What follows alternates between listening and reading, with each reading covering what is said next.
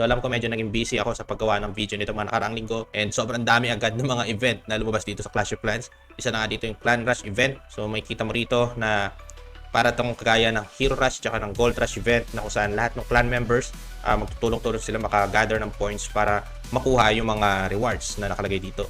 So ilang oras na lang matatapos na to and wag nyo kakalimutan na i-claim yung mga rewards na makukuha natin dito. So yung aming clan natapos to sa tulong ng mga napakasipag na clan members. So maraming salamat sa inyo. Yung ating clan 1, yung Phil United at saka yung ating Nico Gaming Pro na clan, yung ating second clan natapos tong event na to. Maraming salamat especially kay VJ at saka kay Jason aka Aiko, di ba, sa aming clan.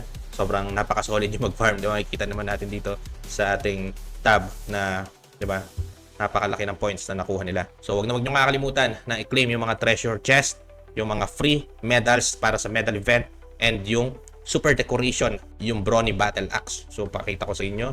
So totoo lang na-appreciate ko na yung mga decoration dito sa Clash of Clans. Unlike dati na yung mga decoration parang puro statwa lang siya. Ngayon iba-iba na yung mga ginagawa nilang decoration, yung iba animated pa. So speaking ng decoration, meron tayo ring makukuha na decoration dito sa medal event. Diba? Dito sa Clash of Clans, ito yung Meltdown Mayhem na meron tayo dito. Syempre, alam natin kapag medal event, meron tayong bagong epic equipment. Ito nga yung Frostflake. Tapos yung exclusive decoration, super decoration, yung Hungry Hound.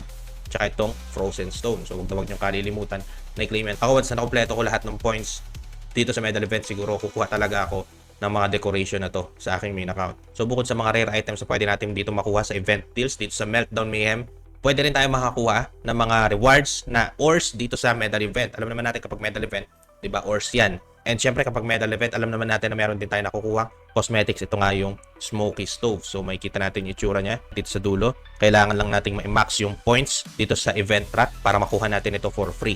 And kung na-miss mo naman itong information na to, meron tayong makukuhang free decoration once na na-reach natin yung Town Hall 17. So itong second account ko is Town Hall 17 and makikita mo rito sa shop. Click lang natin yan. Tapos punta tayo sa decoration. So sa dulo makikita mo yung meron tayong free na decoration. Ito nga yung Eagle Monument. So para siyang ulo ng Eagle Artillery. So parang ganun, diba? So click natin yan. Claim natin siya and i-display natin siya dito.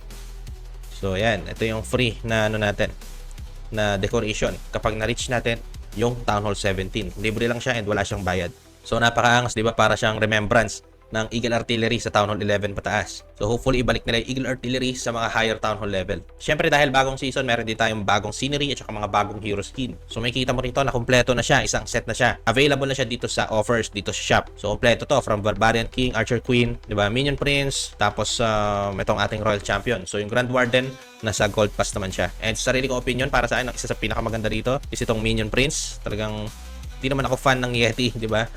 Pero makikita mo rito na parang kakaiba lang din siya, itong Minion Prince and itong Blizzard Queen.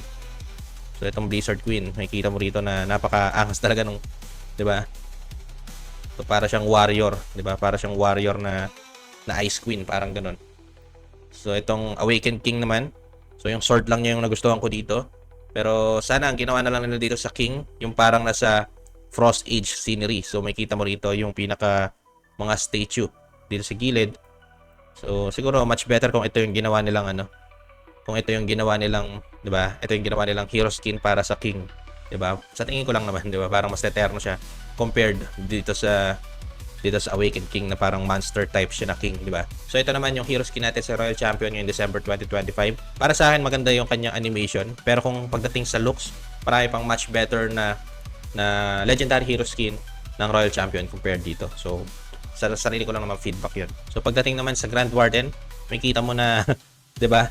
Talagang parang primitive yung dating nitong Grand Warden ngayong December 2025. So hindi ko masyadong wala siyang staff, ang meron lang sa kanya mga stone. So hindi ko masyadong trip yung kanyang hero skin, pero nakakatuwa lang dito, meron siyang pet. Ito yung parang owl.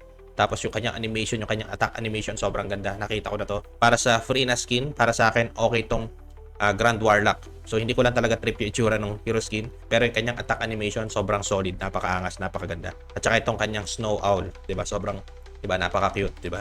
So kung wala ka pa dito, mag-login ka na sa Clash of Clans para makakuha ka nitong Clash Mastery 2025. So 'di ba? Talagang mga exclusive yung mga yan. Kaya wag na wag mong palalampasin yan. So yun lang, bali dito na matatapos yung aking video. Maraming salamat po sa panonood. I hope na nagustuhan nyo po itong video na to.